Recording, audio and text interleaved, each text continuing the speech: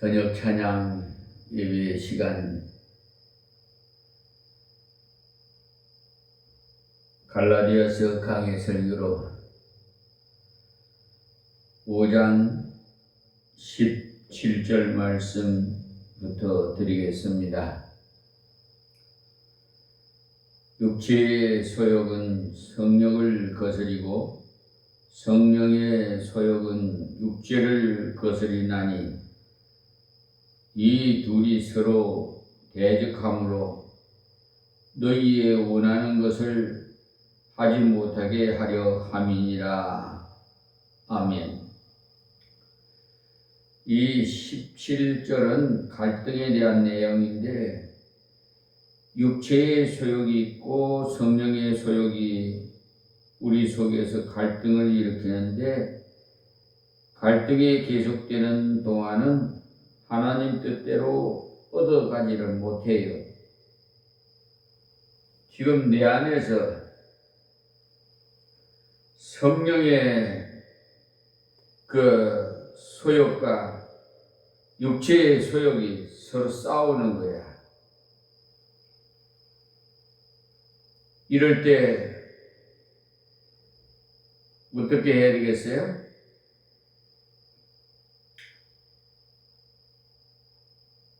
그 육체의 소욕이 소멸이 돼야 되는데 그러기 위해서는 하나님의 말씀과 기도와 찬양으로 성령이 충만해야 되겠죠. 그러려면 하나님을 가까이 하고 말씀을 가까이 한다는 거죠.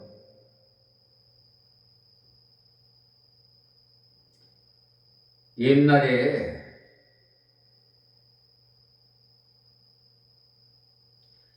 그때는 가난했기 때문에 밥 먹고 사는 것이 일이었다고 해요. 그와 같이 우리 속에서 성령의 소욕과 육체의 소욕이 서로 밀고 당기는 상태에만 머물러 있게 되면 원하는 것을 하지 못하게 되고 아버지의 뜻을 이루어 드릴 수가 없어요. 그때는 갈등의 그 투쟁 속에서 고통만 하게 됩니다. 그러나 성령을 쫓아서 걸어가면서 육체의 소욕을 쳐서 복종시켜버리면 뒤에 나오는 성령의 열매도 맺고 하나님의 귀한 열매도 많이 맺게 되어서 주님의 일을 위해서 많은 봉사를 하게 되는 것입니다. 18절에 너희가 만일 성령의 인도하신 바가 되면 율법 아래 있지 아니하리라. 아멘. 성령의 인도를 따라서 순종해서 걸어가면 율법 아래에 있는 것이 아니라 성령 안에 있게 돼서 율법은 저절로 성취될 수가 있는 것이죠. 앞에서 내 이웃을 내 몸같이 사랑하면 율법은 다 이루었느니라 했어요. 그러니까 이웃을 내 몸과 같이 사랑한다면 이웃의 모든 것을 도적질할 필요도 없고 살인할 필요도 없고 탐낼 필요도 없고 이웃을 사랑하려면 자꾸 주고 싶은데 왜 해롭게 하겠습니까? 그러니까 성령의 인도하신 대로 순종하기만 하면은 율법 아래 있는 것이 있기 때문에 있는 것이 율법 아래 있는 것이 아니라 율법을 뛰어넘는 그러니까 율법 이상의 사람이 되는 거죠. 그러니까 겨우 율법을 지키는 상태에 머물 것이 아니라 말씀을 가까이 하고 성령께서 인도해 주시기를 기도하면서 성령의 지도를 따라 걸어가면 율법은 다 이루어가게 되는 것입니다. 19절 말씀에 육체의 일은 현저하니 곧 음행과 더러운 것과 호색과, 이 무슨 말씀이냐면은 육체의 일이 희미해서 어떤 것인지 잘 모르는 것이 아니라 환하게 알 수 있는 것들이라는 거예요. 죄인지 아닌지 모르는 것이 없다는 거예요. 여러분들이 예수 그리스도를 믿고 난 다음에 죄인지 아닌지 몰라서 죄를 지었다는 말을 통하지 않습니다. 형제를 사랑해야 되는 것을 모르는 사람이 어디 있겠어요? 도적질을 해야 할지 구제해야 될지 모르는 사람이 있습니까? 아무도 없어요. 육체의 일은 누구라도 알 수가 있습니다. 그러니까 옛사람에게 지고 있다는 것을 당장에 알 수가 있다는 거예요. 죄 중에 제일 먼저 나온 것이 성적인 타락이에요. 성경이 성적 타락을 그토록 금지하는 이유는 다른 범죄와 달리 자기 자신에게 짓는 죄이기 때문입니다. 고린도전서 6장 9절에도 보시면은 불의한 자가 하나님의 나라를 유업으로 받지 못할 줄을 알지 못하느냐? 미혹을 받지 말라. 음란하는 자나 라고 했어요. 예수 믿는다 하면서 음란하는 자나 하고 제일 먼저 음란이 나와요. 그리고 우상숭배가 나오는데 음란과 우상숭배를 동률에다가 놓았어요. 우상숭배는 영적인 간음이고요. 음란은 자기 몸의 간음이기 때문에 간음하는 자나 탐색하는 자나 남색하는 자나 도적질하는 자나 탐남하는 자나 술 취하는 자나 후욕하는 자나 토색하는 사람은 하나님의 나라를 유업으로 받지 못하리라 그랬습니다. 예수 믿어서 구원받았다 하는 사람이 이런 짓을 계속하고 있다면 그 사람은 중생한 사람이 아닙니다. 어떤 사람은 나는 중생한 사람이기 때문에 이제부터는 마음대로 살아도 멸망받지 않는다라고 하는데, 그렇게 생각하는 사람은 중생하지 못한 사람입니다. 중생한 사람이라면 그런 생각할 수가 없기 때문에. 그리고 쭉 나가다가 17절에 가보면 주와 합하는 자는 한 영이라 그랬어요. 음행을 피하라. 사람이 범하는 죄마다 몸 밖에 있거니와 음행하는 자는 자기 몸에서 죄를 범하느니라.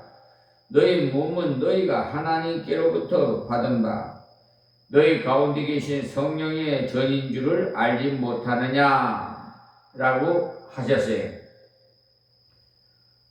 보십시오. 우리 몸이 성령의 전을 더럽히는 죄가 바로 음행의 죄이기 때문에 제일 먼저 나오는 것이 성령의 전을 더럽히는 죄야말로 대단한 책임이 있어요. 또 3장 16절에서 17절에 보시면 너희가 하나님의 성전인 것과 하나님의 성령이 너희 안에 거하시는 것을 알지 못하느뇨? 누구든지 하나님의 성전을 더럽히면 하나님이 그 사람을 멸하시리라. 하나님의 성전을 거룩하니 너희도 그러하니라고 하셨어요. 여기 중요한 대목을 여러분 마음속 깊이 새겨야 돼요. 뭐냐면은 하나님의 성전을 더럽히면 하나님이 그 사람을 멸하시리라 그랬어요. 얼마나 무서운 말씀입니까? 그러니까 만일 음행의 죄에 머물러 있다면 그야말로 심각한 문제. 육체의 일 중에 제일 먼저 음행에 대한 것이 나오는데 지금 특히 21세기에 와가지고 가장 심각한 것이 음행의 일. 물질적으로도 부여가지고 사치가지고 지금 음란의 죄에 빠지기가 쉽게 되어 있어요. 물질이 풍부하니까 별짓을 다 해. 여러분이 잘 아시는 소돔과 고모라가 잘 아는 곳이었습니다만은 잘 사는 곳이었는데, 그래서 그런 죄가 많았던 거예요. 잘 사는 곳에 그래요. 가난하고 어려운데 그런 생각이 어디 있습니까? 음란한 생각 가질 여지가 없지요. 배고픈 사람은요, 빵 생각밖에 안 나요. 먹을 것밖에 생각 안 나요. 배고픈데 음란한 생각할 수가 있어요? 배가 차니까 돈도 많고 하니까 시간도 많고 하니까 마귀 사탄이 유혹하는 대로 끌려가가지고 별짓을 다 하지. 우리 성도는 잘 살게 될수록 여러 조건이 좋아질수록 이웃을 생각하고 돌아보는 자가 되어야지. 그렇지 않고 자기만 계속 취하고자 하면은 사치하게 되고 그 다음은 음란과 죄에 빠지게 됩니다. 음란하는 사람이 뭐라고 하면서 그 죄를 짓습니까? 사랑하기 때문이라고 하지요. 아주 그냥 달콤하게. 속내는 그렇지 않으면서도 음란을 하려고.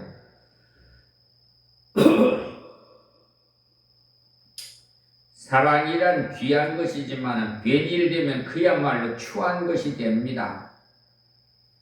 그러니까 육체의 일 중에 음행이 가장 기초적인 것이기 때문에 제일 먼저 나와요. 우리 그리스도인들이 성령을 쫓아서 행하면 가정이 깨끗해지고 나라가 깨끗해집니다. 로마가 한참 번성할 때는요, 보통 가정집에 종이 식구가 10배가 되었어요. 식구가 10명이면 노예는 100명이나 되었다 이 말이에요. 그래서 모든 일은 종이 다 하고 주인들은 놀기만 하다 보니까 음란에 빠지죠. 로마가 망하게 된 것은 외부의 침략으로 인한 것이 아니고 나라 안에서 썩어버렸기 때문에 망한 것입니다. 지금 이 나라가 썩은 냄새가 곳곳에서 많이 나요.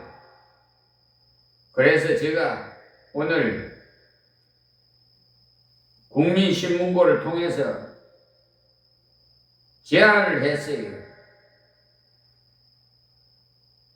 예전 왕족 시대 때 모양으로 암행의사를 좀 제도를 만들어 가지고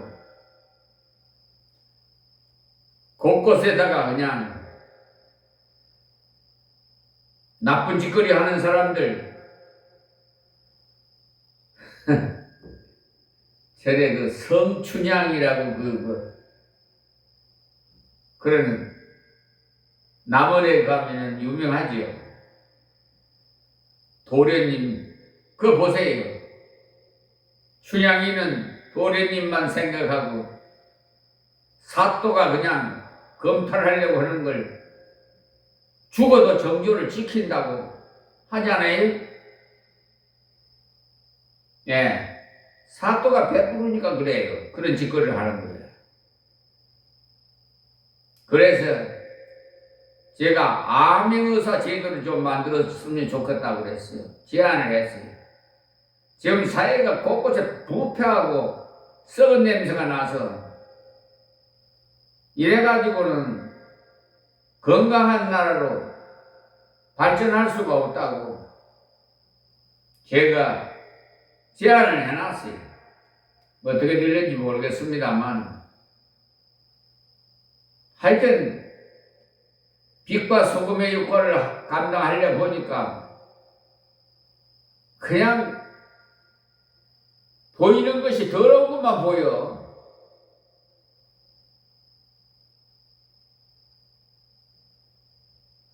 우리 마을에도 말이 내가 이거 25년 되는데 아니 좋게 말을 하면은 좀 들어주면 좋은데 말을 안 들어. 요즘 사람들이요 자기중심이야. 이기주의야. 좀 옆에 사람 말도 좀 들어주고, 그래도 명색이 목사인데 목사의 좀 말을 좀 들어주면 얼마나 좋아. 그런데 강화경찰서 저 아무개 아마 밥통이 끊어질는지 몰라요. 공무원직에서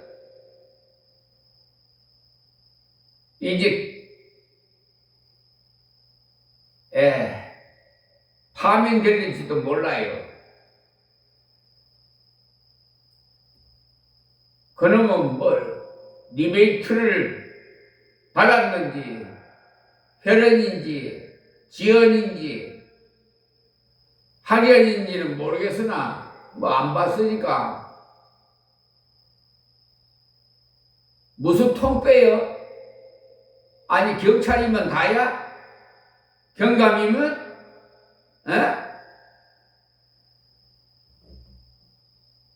다 사람은 똑같아. 왜 그렇게 말을 안 들어? 공정하게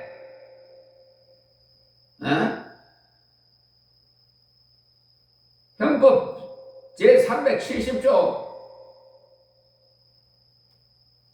경제침범죄에 분명히 해당되는데 안 되는 걸 갖다 붙여가지고 엄청 넘어가요. 그것이 뭐겠어요? 분명히 고의적으로 하는 행동인데 고의범에 이게 옛날부터 그렇게 되어 있다면 그거는 침범죄가 안 됩니다. 해당이 안 돼요. 판례에. 아니 이렇게 허니 판례고 법조문이고 민형사고 다 행정 다 알고 있는 사람 앞에서 그래도요 강화경찰서 정아무개 수사관은 정말 정직해요. 내가 그래서 신문고를 통해서 내가 대통령실에다가 올려놨어요. 신상필벌 잘하는 사람에게는 정직하고 잘하는 사람 공직자에게는 상을 주고 성과에 따라서 한다고 그러잖아요. 이재명 대통령이. 그러니까 거기에 추천을 하는 사람한테 상을 주고 죄를 짓는 사람한테는 벌을 줘서 완전히 척결시키고 청소를 해버려야 돼. 그런 사람들 놔두었다가 오염돼. 부패한 음식을 놔두면요 다른 썩지 않은 음식에도 오염이 돼요. 그래서 대법원에 들어가면 그냥 오염이 되더라고. 묘해. 하여튼 그 청내 국회에서 할 때는 아주 잘하실 것 같아서. 그런데 대법원 들어가서는 이게 완전히 또 그 물을 받은 거야. 왜 그런지 몰라. 그래서 하도 사회가 이렇게 사법부가 원래가 이 사회의 준법 정신의 그 질서와 그 기준이 돼가지고 말이에요. 일 바로 써야 되는데 이게 어떻게 돼? 빨리 더 권력을 가지고 자기 마음대로 법 위에 올라서 가지고 자기 마음대로 임의대로 하려고 그래. 손해배상을 청구한 걸 세상에 간루 가지병을 인용해가지고 뭐 특례법 심리불속행위가 해버린 거예요. 그럼 못된 법관 그래 공수처에다가 고발했더만은 각하라고 해. 지방감사리 왜 그게 각하예요? 이대한이라는 공수처 검사가 자기끼리끼리 놀더라니까. 그래서 옛날 모양으로 암행의사 제도를 둬가지고 좀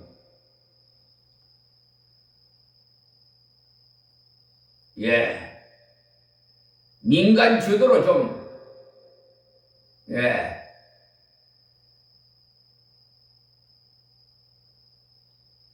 이 사회가 건강하려면은 그런 썩어 빠진 자들을 다 정리를 해야 돼요.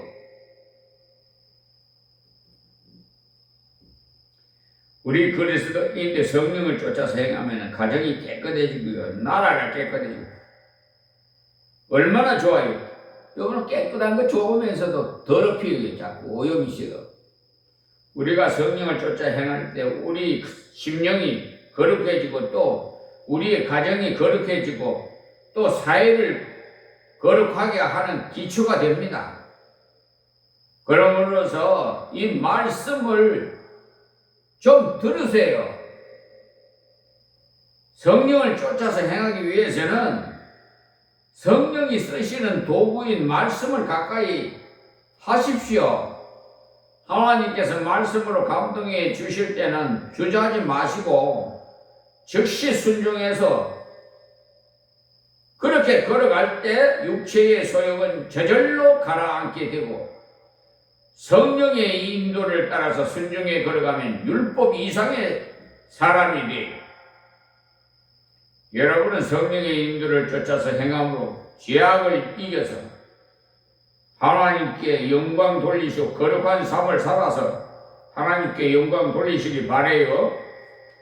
다음 갈라디아서 5장 16절에서 20절 말씀을 봉독해 드리겠습니다. 내가 너희에게 이르노니 너희는 성령을 쫓아 행하라. 그리하면 육체의 소욕을 이루지 아니하리라. 육체의 소욕은 성령을 거스리고 성령의 소욕은 육체를 거스리나니 이 둘이 서로 대적함으로 너희의 원하는 것을 하지 못하게 하려 함이니라. 너희가 만일 성령의 인도하시는 바가 되면 율법 아래 있지 아니하리라. 육체의 일은 현저하니 곧 음행과 더러운 것과 호색과 우상숭배와 술수와 원수를 맺는 것과 분쟁과 시기와 분냄과 당짓는 것과 불례함과 이단과 아멘. 이렇게 16절에서 20절 말씀을 봉독해 드렸는데요. 갈라디아서 1장에서 5장 12절까지는 교리 부분이고 구원에 대해서 잘못되게 주장하는 사람들 때문에 바울 사도가 강경한 어조로 예수 그리스도의 십자가 부활을 믿는 순전한 믿음 위에 다른 것을 더하는 사람은 그리스도에게서 끊어지고 은혜에서 떨어진 자가 된다고 했어요. 우리가 영생을 얻는 것은 오직 주 예수 그리스도께서 나를 위해서 십자가에 죽으심으로 죄를 속량해 주시고 부활하심으로 영생의 은혜를 주시는 것을 믿고 받아들일 때 다른 아무것도 더할 필요 없이 영생에 이르는 자가 되는 것입니다. 그것이 복음의 요점이에요. 이제 5장 13절부터 6장 마지막까지는 영생의 은혜를 입은 사람이 어떻게 살아야 하나님을 기쁘시게 하는지에 관한 말씀으로서 이미 6절에서도 사랑으로 역사하는 믿음뿐이라는 말씀을 하면서 믿음뿐이지만은 사랑으로 일해야 된다고 했어요.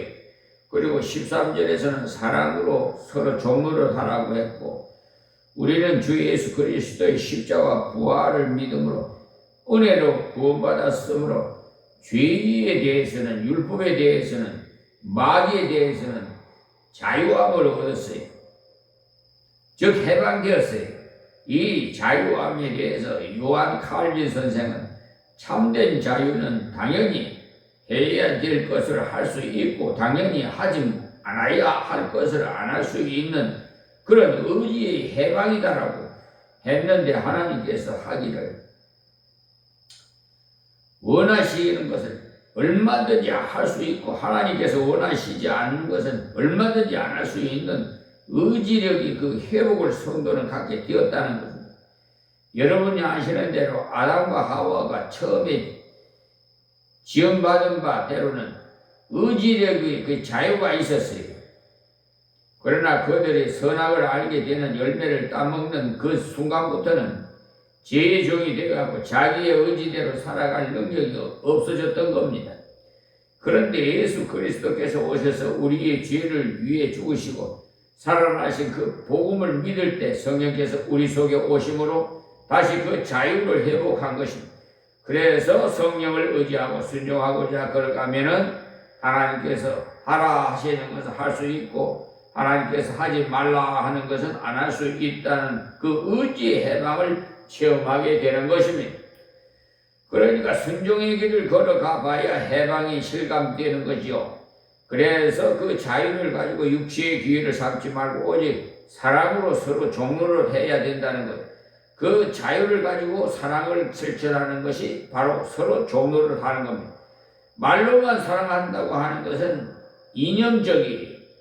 그러나 서로 사랑으로 종로를 할 때는 사랑이 체험되어지는 거예요. 그렇게 서로 사랑으로 종로를 할 때 바로 율법 이상으로 살아가는 것이 되는 것입니다. 우리가 율법을 지키고자 애쓸 것이 아니라 사랑으로 종로를 하기를 기도하고 성령의 권고를 따라서 걸어가면은 율법을 이루게 됩니다. 지난 시간에 이어서 오늘도 성령을 쫓아서 행하라는 그 말씀인데, 이 말씀을 잘 보시고 들으시고 성령으로 쫓아 행하는 결론이 무엇이냐? 사랑의 실천이다. 이렇게 아십시오. 그리고 육체의 소욕을 따라 걸어가는 결론이 뭐냐? 남을 미워하면서 사는 생활이에요. 즉 사랑하는 것과는 정반대가 돼요. 그러니까 알고 보면 앞에서 사랑으로 서로 종로를 하라고 하신 것을 이루기 위해서는 육체의 능력으로는 할 수가 없어요. 이제부터는 사랑하면서 살아야지. 미워하면서 하는 것이야말로 어리석구나 깨닫고는 사랑으로 살고자 하나 마음대로 실천할 수가 없는 거예요. 내 마음이 따라주지 못하고 내 육체가 따라주지 못하는 거예요. 그래서 하나님께서 우리 속에 성령을 주셔서 성령을 쫓아 행하면은 사랑을 이루는 길을 갈 수가 있도록 능력을 주시는 겁니다.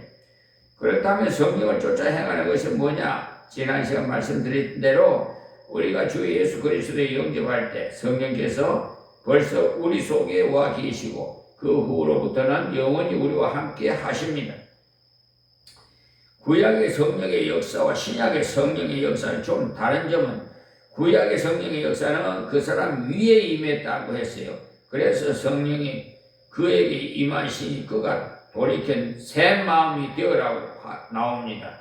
그러나 그 성령께서 떠나가시기도 하고 임하시기도 했습니다. 사무엘상 10장 6절 10절도 보시고 보세요. 그러나 신약의 오순절 사건 이후에는 성령께서 강림하셨다고 되어 있죠. 즉 성도의 마음속에 임하시는 후로는 떠나시지 않는 거예요.